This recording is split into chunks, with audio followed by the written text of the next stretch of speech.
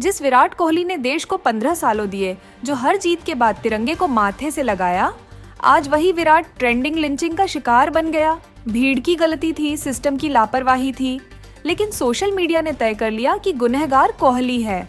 एक ऐसा इंसान जिसने कभी राजनीति नहीं की, सिर्फ अपने बल्ले से जवाब दिया।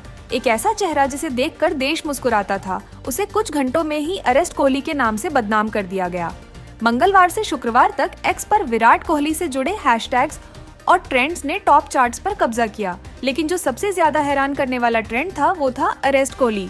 जी हाँ, वही विराट कोहली जिनके लिए क्रिकेटर सुरेश रैना कुछ दिन पहले भारत रत्न की मांग कर चुके थे, उन्हें अब कुछ यूजर्स गिरफ्तार होते देखना चाहते थे।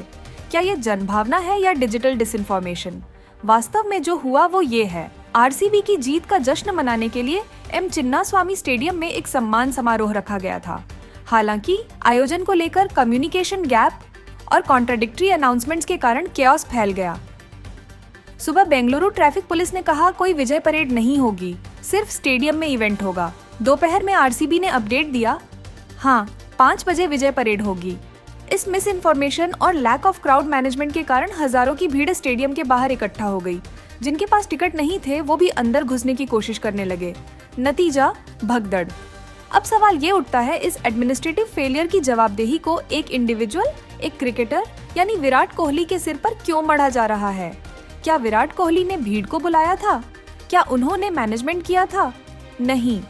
सोशल मीडिया पर गुस्साए नेटिजन्स ने जब हैशटैग अरेस्ट कोहली ट्रेंड कराया तो ये सवाल उठा, क्या हम इतने शैलो हो चुके हैं कि सेलिब्रिटी अकाउंटेबिलिटी और पब्लिक रिस्पॉन्सिबिलिटी के बीच का फर्क भूल गए?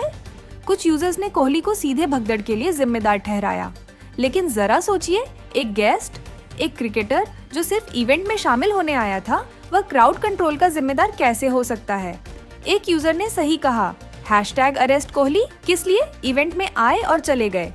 भीड़ उन्होंने नहीं जुटाई, सिस्टम ने फेल किया। दोष खिलाड़ियों को नहीं, सिस्टम को दीजिए। सिस्टम की सच्चाई क्या है? रिपोर्ट के मुताबिक आरसीबी के मार्केटिंग हेड निखिल सोसले और डीएनए एंटरटेनमेंट के 2 प्रमुख अधिकारियों से पूछताछ हुई है।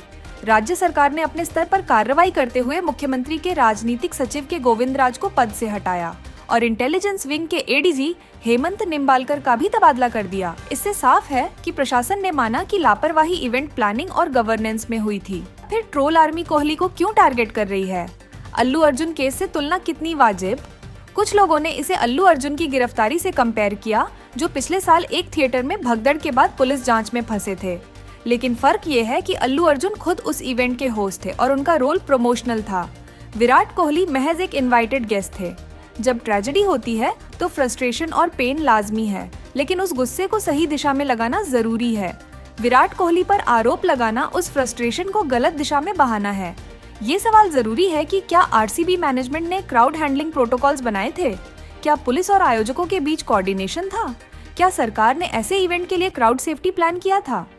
इन सवालों पर चर्चा होनी चाहिए, न कि उस खिलाड़ी पर जिसने देश को गर्व महसूस कराया, सिर्फ एक सेलिब्रिटी होने की कीमत चुका रहा है। विराट कोहली की फैन फॉलोइंग उन्हें आशीर्वाद भी देती है और मुश्किल वक्त में बोझ भी बन जाती है। लेकिन एक मैच्योर डेमोक्रेसी में हम एक्सपेक्ट करते हैं कि सेलिब्रिटी अकाउंटेबिलिटी और सिस्टम फेलियर के बीच फर्क समझा जाएगा। अब समय आ गया है कि हम सोशल मीडिया ट्रायल और ट्रेंड बेस्ड मॉब जस्टिस से ऊपर उठें और सिस्टम से सवाल पूछें, सितारों से नहीं।